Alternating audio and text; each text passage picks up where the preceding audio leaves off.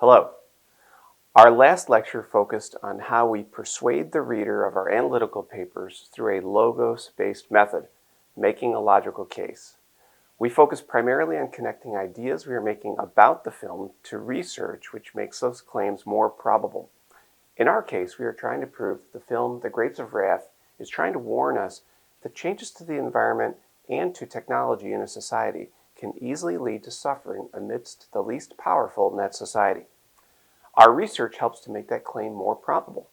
We now know the author who wrote the story followed the plight of displaced sharecroppers struggling with that very issue as a journalist.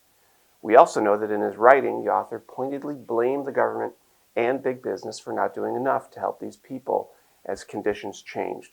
We also know now that director John Ford is mainly known for Westerns, who is very interested in capturing the spirit of what it means to be American and how we should behave as a result of that.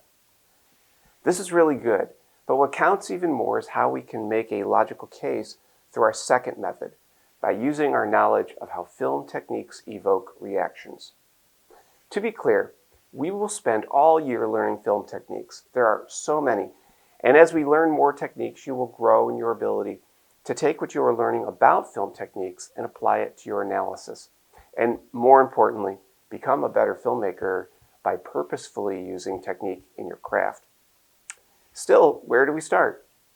This lecture is going to cover 4 commonly used film techniques that can help you connect to an emotion the director was probably trying to convey. I say probably here because unless we hear directly from the director, we can never be 100% sure. The first technique is really easy to remember. Physical distance creates emotional distance. This takes shape in many different ways on screen, but here's a couple of standard examples. One way you can create physical distance or physical closeness is by adjusting the shot size.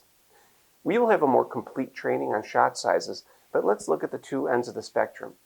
A wide shot is less emotional because it's more concerned with the relationship between the subject and the environment the subject is in. On the other hand, a close-up is more emotional because the close-up is concerned with the inner journey of the character. That's why most close-ups focus on the eyes of the character. A great trick you can employ with this technique is by either pushing in or pulling back. When you push in, you are moving from a wider shot to a closer shot. Look at this scene from The Bicycle Thief. The camera pushes into a close-up because the director wants you to understand that the scene is moving away from the relationship between the character and the environment and more into the character's inner journey. He's thinking, emoting, worrying.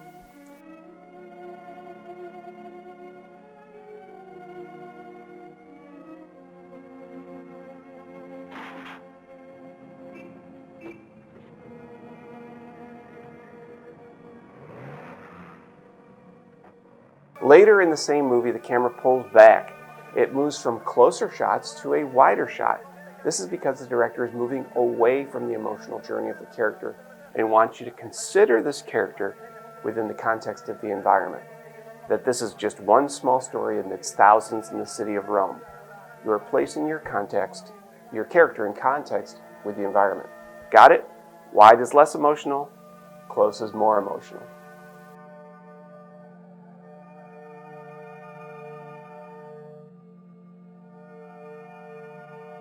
Another very common way a director conveys emotion through distance is through a technique called blocking. This is a term that means where you place actors in a scene. If you have 2 characters, the distance of their position conveys the emotional distance of their relationship. Look at this sequence from the film Citizen Kane. In this scene, we are seeing a montage sequence tracking the marriage of a couple. As the montage progresses, we see the marriage becoming less and less loving, which I would argue is primarily conveyed by the increasing distance the director uses to block each sequence in the montage. Didn't we? I don't see why you have to go straight out to the newspaper. You never should have married a newspaper man. They're worse than sailors. I absolutely adore you. Oh, Charles, even newspaper men have to sleep. I'll call Mr. Bernstein, have him put off my appointments until noon. What time is it? Oh, I don't know. It's late. It's early. Charles. Do you know how long you kept me waiting last night while you went to the newspaper for 10 minutes? What do you do in a newspaper in the middle of the night? Emily, my dear, your only correspondent is the Inquirer. Sometimes I think I'd prefer a rival of flesh and blood. Oh, Emily, I don't spend that much time on the newspaper. It isn't just the time. It's what you print. Attacking the president. You mean Uncle John? I mean the president of the United States. He's still Uncle John. He's still a well-meaning fathead who's running a pack of high-pressure crooks to run his administration. This whole oil scandal. He happens to be the president, Charles, not you. That's a mistake that will be corrected one of these days. Your Mr. Bernstein sent Junior the most incredible atrocity yesterday, Charles. I simply can't have it in the nursery. Mr. Bernstein is apt to pay a visit to the nursery now and then. Does he have to? Yes. Really, Charles? People will think... What I tell them to think.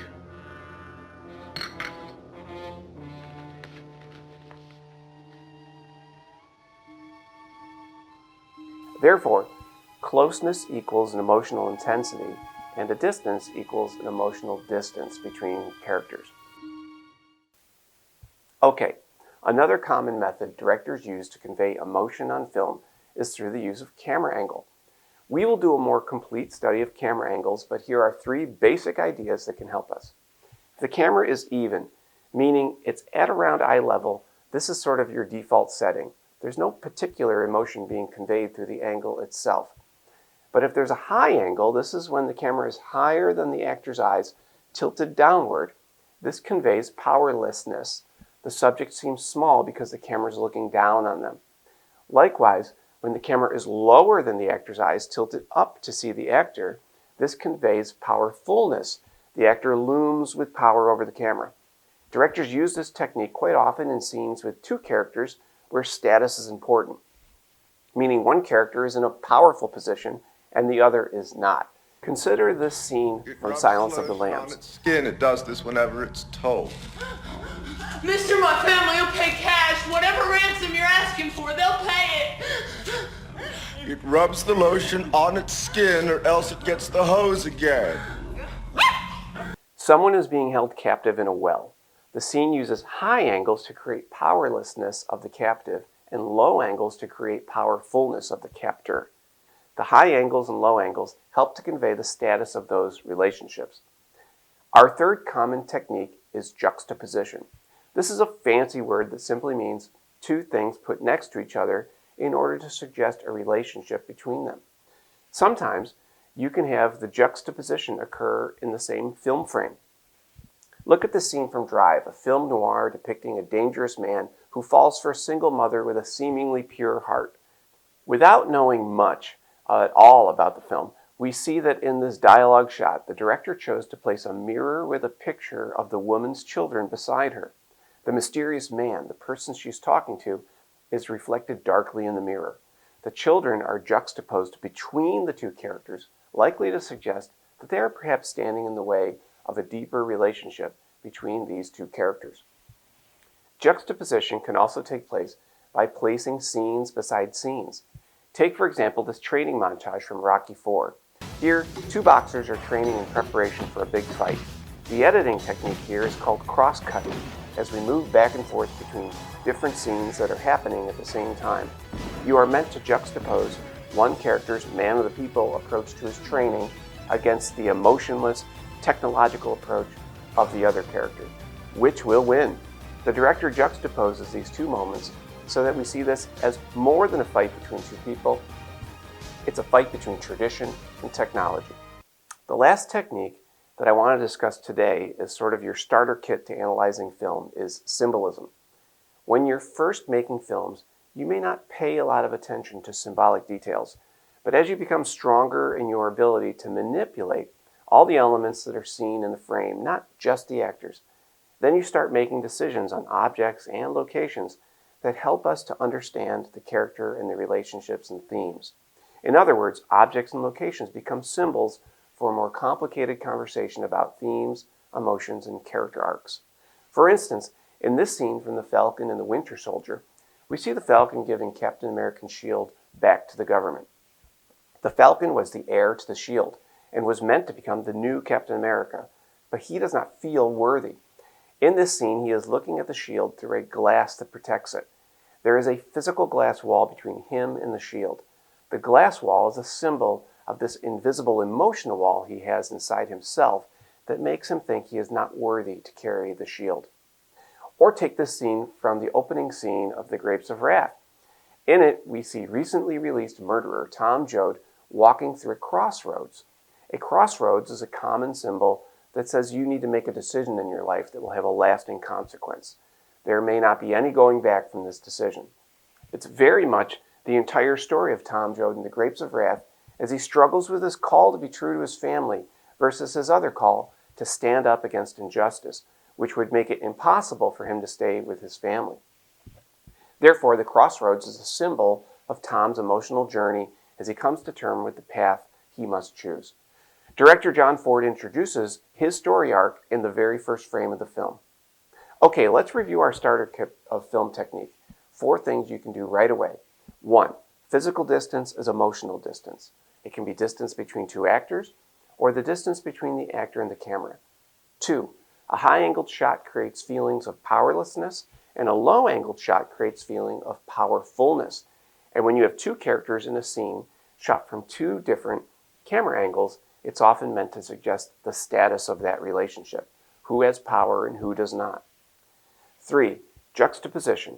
When you see 2 things next to each other in a scene, whether it is in a single frame of film or it's in 2 different sequences cross-cut next to each other, you should always question, why did the director choose to create the film in this way?